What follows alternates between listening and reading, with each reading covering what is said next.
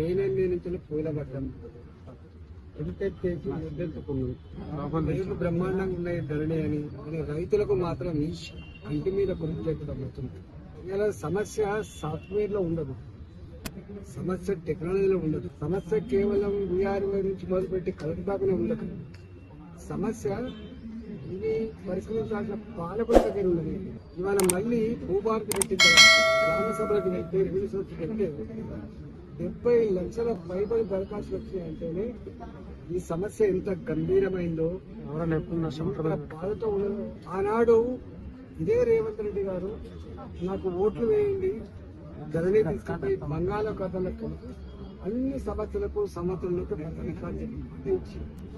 ఇవాళ పరిష్కారం కాకపోగా హైదరాబాద్ చుట్టుపక్కల మొత్తం భూ మాఫియా భూ కబ్జా కోడ్లు చంద్రకి సామాన్యుల భూమిని అంతా కూడా కొట్టేస్తాం. ఇక్కడ 4 విషయాలు జరుగుతాయి. ఒకటి, ఎస్సీల కోసం ఎస్టీల కోసం బలహీన వర్గాల కోసం ఆనాడు 40 ఏళ్ల క్రితం 50 ఏళ్ల క్రితం ఈ భూములు పట్టాలుగా ఇచ్చింది. అలాంటి భూముల్ని రోడ్ల నిర్మాణం పేరిట, ఫార్మా సిటీల పేరిట, పోర్ట్ సిటీల పేరిట లేదా ఇతర కార్యక్రమాల పేరిట వితౌట్ కంపన్సేషన్ తీసుకునేటైతే కంపన్సేషన్ కూడా 2 కోట్ల విలువ 3 కోట్ల విలువైన భూములకు 15 లక్షలు 20 లక్షల రూపాయలు తీసుకునే పెద్ద అయితే ఉందో ఇలా కన్నీళ్లు పెడతా ఉన్నారు. నేను ఒకటే అడుగుతున్నా, పక్క రాష్ట్రమైన ఆంధ్రప్రదేశ్ లో కావచ్చు, కర్ణాటకలో కావచ్చు, అనేక రాష్ట్రాల్లో అసైన్ చేయబడ్డ భూములు 15 ఏళ్లకో 20 ఏళ్లకో పూర్తి హక్కులు కలిగిస్తున్నాం కదా.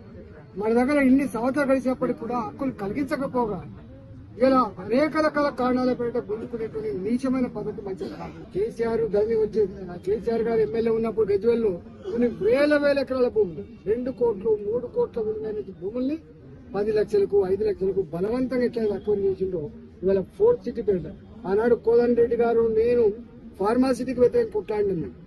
రైతులకు 1 కోటి రూపాయలు 2 కోట్ల రూపాయల విలువైన భూముల్ని ఎందుకు పెద్దలకు కట్టబెడుతున్నారు, ఎందుకు అగ్గోసగ్గా తీసుకుని చెప్పి కొట్టాడు. ఇవాళ మళ్ళా గదే పని తప్ప వీళ్ళకు భూముల మీద ప్రేమ కంటే, వాళ్ళ సంపాదన ప్రేమ కంటే పేదల భూములు సమస్యలు పరిష్కరించే తప్ప లేదని అర్థమవుతా ఉంది. ఒకవేళ ఈ ప్రభుత్వం కూడా ఆ ప్రభుత్వం లాగా చేస్తే కనుక తప్పకుండా ఆ సమస్యతోటి ఆ ప్రభుత్వం కూలిపోయింది. మళ్ళీ ఈ ప్రభుత్వం కూడా గది పడుతుంది. కాబట్టి ఇలా హైదరాబాద్ చుట్టుపక్కల భూ కబ్జాదారులు కానీ ల్యాండ్ మాఫియాలు కానీ కట్టడి చేయాల్సి పోలీసులు, రెవెన్యూ అధికారులు, ప్రభుత్వంలోని పెద్దలు మిలాఖతపై సామాన్యుల భూములు కొల్లగొడుతున్నారు. వాటిని నివారించాలని చెప్పి